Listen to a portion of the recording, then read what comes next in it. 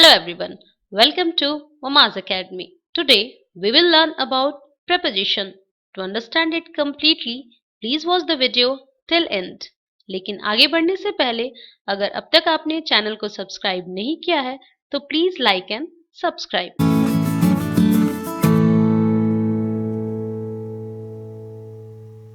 preposition pre plus position यानी जिसका placement हम पहले करें, जैसे a word placed before a noun or a pronoun to show in what relation the person or thing denoted by it stands। एक ऐसा शब्द जिसको हम नाउन या प्रोनाउन के पहले रखें और जो दिखाए कि उस सेंटेंस में मौजूद पर्सन या थिंग के साथ उसका क्या रिलेशन है। Preposition gives much information in the sentence। किसी भी सेंटेंस में जब हम प्रिपोजिशन का यूज करते हैं तो वो हमें बहुत सारी इंफॉर्मेशन देता है, जैसे कि वो अपना रिलेशन बताता है टाइम के साथ, प्लेस के साथ, मैनर के साथ और पर्पस के साथ। For example on, in, under, behind, to, between. यानी ये सारे के सारे प्रिपोजिशन के थ्रू हम जान पाते हैं कि किसी भी सेंटेंस में इनका क्या रोल है। जैसे she is sitting on chair, वो चेयर पर बैठी है, तो यहाँ उसका रिलेशन चेयर के साथ क्या है, ये ऑन दिखा रहा है। इट मीन्स कि वो चेयर पर बैठी है। I read in the library, in is showing the relation of I with library. There is a cat under the table, Ram came behind me, they are going to school, don't come between two friends. तो यहाँ आप देख रहे हैं कि जितने भी red colour के वर्ड्स हैं ये हमें दिखाते हैं कि इनका रिलेशन ये किस तरह से इन सेंटेंसेस में यूज हुए हैं और ये किस तरह से सब्जेक्ट के साथ इस सेंटेंस में मौजूद बाकी ऑब्जेक्ट या नाउन के साथ रिलेशन दिखा रहे हैं। अब हम देखते हैं types of preposition and these are preposition of time, preposition of place and preposition of direction. Now what is preposition of time? It is used to show when something happens or will happen। यानी ये हमें दिखाते हैं कि कोई भी action किसी sentence में कब हुआ, होगा या होने वाला है, और इन्हें हम जानते हैं in, on, at, before, after, about और फॉर के जरिए। तो एक एक करके हम इन सब के बारे में डिटेल में जानेंगे। जैसे इनका यूज हम करते हैं स्पेशली नेम्स ऑफ कंट्रीज या लार्ज टाउन के साथ, या फिर ईयर्स के लिए seasons, months, centuries, times of day, direction, occupation, constant situation या कंडीशन के लिए। जैसे आई लिव इन इंडिया, मैं इंडिया में रहता हूँ। यहाँ इंडिया एक लार्ज कंट्री है जिसके सामने हमने इनका यूज किया है। उसी तरह in 2015, in May, in the morning, there is tea in cup, Ram is in pen. अब इन सारी चीजों में हम देख रहे हैं कि हमने कहीं ना कहीं years, month, a particular time या फिर एक कांस्टेंट सिचुएशन का यूज किया है और जिसके कारण हम इनका यूज कर रहे हैं। वहीं यूज ऑफ ऑन का यूज हम करते हैं डेज, डेट्स या स्पेसिफिक हॉलीडे डेज के लिए। जैसे I go to school on Monday, तो मंडे एक फिक्स डे, यानी मैं मंडे को स्कूल जाता हूँ, हमारे लिए एक स्पेशल डे जब हम काम करते हैं। Here we are using on. He visits park on weekends, special day, weekends के दिन वो जाता है park, so we are using on. उसी तरह my mom gave me a present on my birthday, we celebrate Christmas on 25 December. ये special days हुए और इनके लिए हमने ऑन का यूज किया है। Now use of at. अब एट का यूज हम कहाँ करेंगे? स्पेशली वहां जब हम स्मॉल टाउन्स की बात करें, विलेजेस की बात करें, स्मॉल प्लेसेस की बात करें, फिक्स टाइम या फिर स्पेसिफिक पॉइंट की बात करें। जैसे आई मेट हिम एट जू इन दिल्ली, मैं दिल्ली में उससे जू में मिला, यानी कि एक फिक्स प्लेस पर मिला, एक फिक्स जगह पे मिला जो एक स्मॉल जगह थी, मतलब दिल्ली के चिड़ियाघर में मिला। तो दिल्ली के कंपेयर में चिड़ियाघर छोटी जगह होगी, इसलिए हम यहाँ पर एट का यूज करेंगे। उसी तरह she reached here eight 2 PM, एक फिक्स टाइम पे वो पहुंची और वो था 2 बजे, तो इसलिए हम यहाँ 2 के पहले एट का यूज करेंगे। उसी तरह they will meet at the airport, यानी स्पेसिफिक पॉइंट कि वो मुझे एयरपोर्ट पर मिलेंगे, so we are using here at for airport. Now the next is before का use. It is used to show time, location और डायरेक्शन. हम before का यूज करते हैं टाइम के लिए, लोकेशन के लिए या फिर डायरेक्शन के लिए. ही केम बिफोर 5 PM. यहाँ हम टाइम को दिखा रहे हैं, वह 5 बजे के पहले आया. हमारा टाइम डिसाइडेड है, that is 5 PM and thus why we are using before 5 PM. She was before me in the queue. वो क्यू में मेरे से पहली थी. यानी यहाँ ये डिसाइडेड है कि वो क्यू वाले लोकेशन पर मेरे से पहले थी, and so we are using before over here. The school is before bus stand. School कहाँ है? बस स्टैंड के सामने, और इसीलिए हम यहाँ बिफोर का यूज कर रहे हैं. अब हम देखते हैं आफ्टर का यूज कहाँ करते हैं. It is use to show time and sequence. After का भी यूज बिफोर की तरह टाइम को दिखाने के लिए होता है, इसके साथ साथ सीक्वेंस को दिखाने के लिए. I will reach home after an hour. She will join us after office. यानी वो 1 घंटे के बाद घर पहुंचेगी. टाइम हमारा डिसाइडेड है कि 1 घंटे के बाद, so we are using here after. उसी तरह से वो ऑफिस के बाद ज्वाइन करेगी हम लोगों को. तो यहाँ ये सीक्वेंस डिसाइडेड है कि पहले ऑफिस जाएगी, उसके बाद हम लोग को ज्वाइन करेंगी. That's why we are using after over here. Now the next is about. It shows connection, cause and direction. जैसे they are talking about new vacation plan. उनका कनेक्शन क्या है? न्यू वेकेशन प्लान से. So here we are using about in the sentence. My mother is worried about my poor health. मेरे माँ के worried होने का रीजन है मेरा poor health, and that's why we will use about here. Those students are walking about the parking area.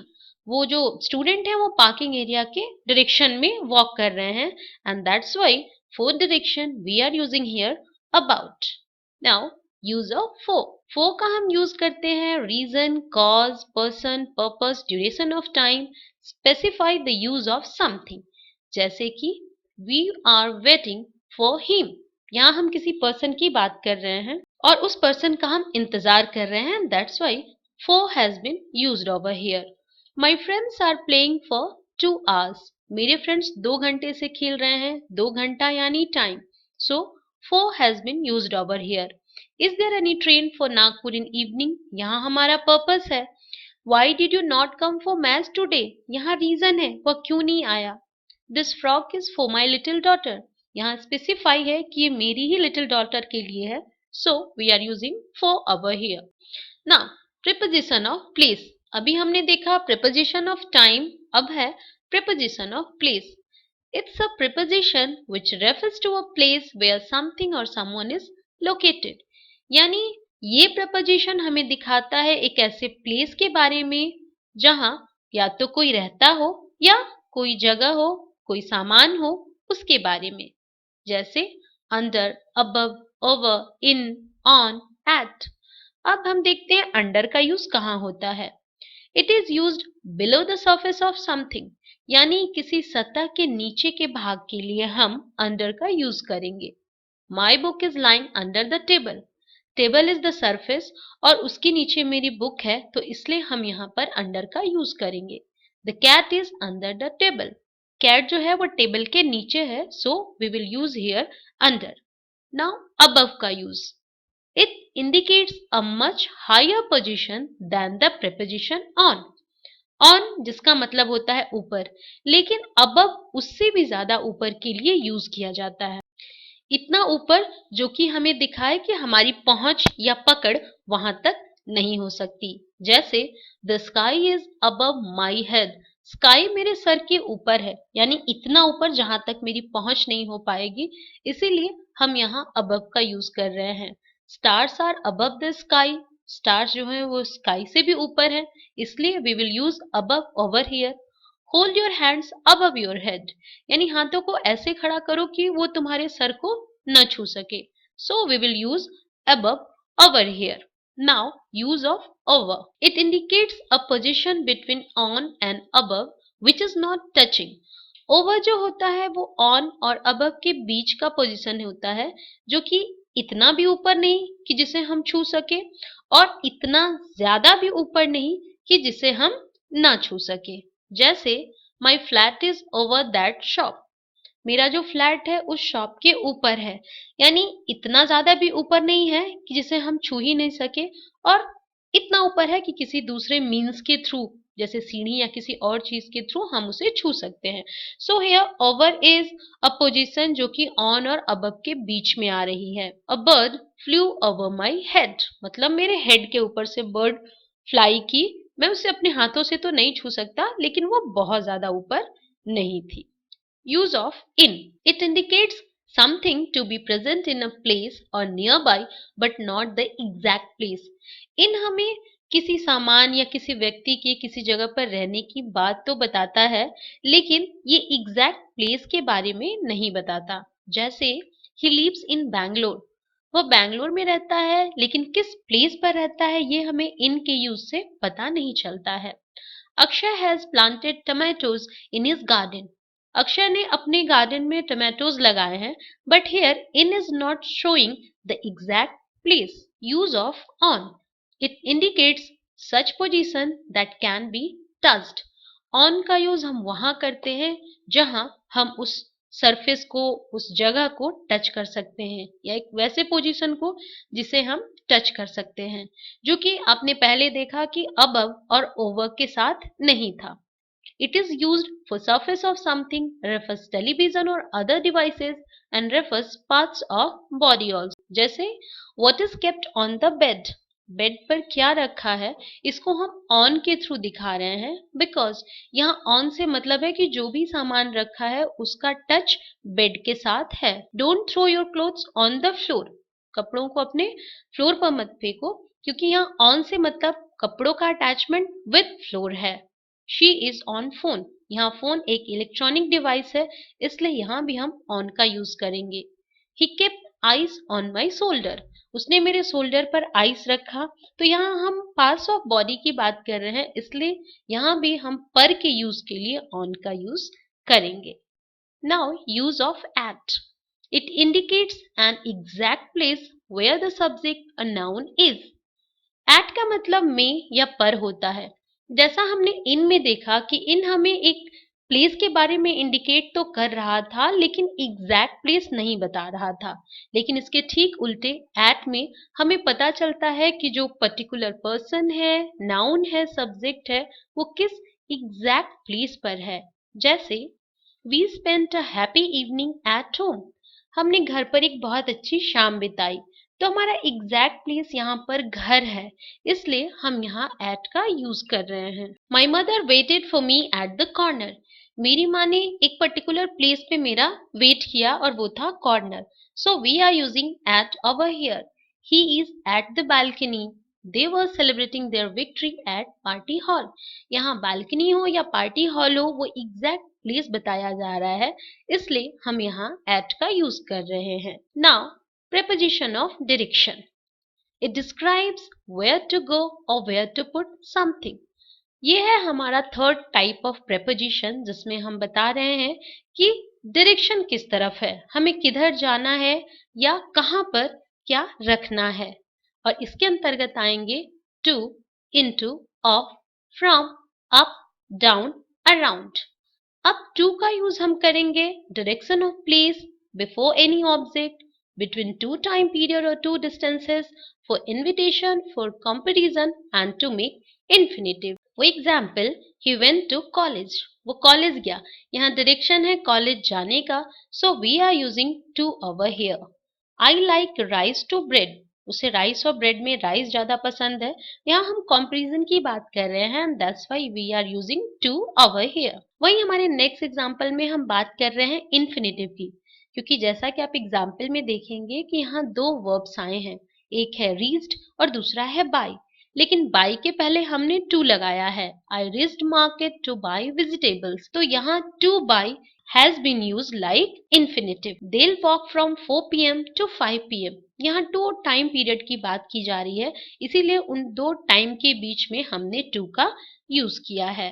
Now into का use हम करते हैं for going out, to change form and for direction, कहीं जाने के लिए, किसी फॉर्म में चेंज होने के लिए या फिर किसी डायरेक्शन के लिए। जैसे he went into the room, यहाँ हम डायरेक्शन दिखा रहे हैं, गोइंग आउट दिखा रहे हैं, इसलिए वह जब रूम में गया उसे हम into के रूप में प्रेजेंट करेंगे। उसी तरह मिल्क टर्न्स into कर्ड, दूध है वो दही में बदलता है, तो यहाँ एक चेंजिंग फॉर्म दिखाया जा रहा है and that's why into has been used। वहीं ऑफ का यूज हम करेंगे ग्रुप, बिलोंगिंग, अमाउंट, फीलिंग्स और किसी स्पेसिफिक पार्ट के लिए। जैसे one of my friends will come today, मतलब मेरे जो दोस्तों का ग्रुप है उसमें से कोई एक दोस्त मेरे घर आएगा। तो यहाँ हम एक ग्रुप की बात कर रहे हैं, इसीलिए हमने यहाँ ऑफ का यूज किया है। उसी तरह he gave me a note of ₹100, here we are talking about amount, so we are using here of।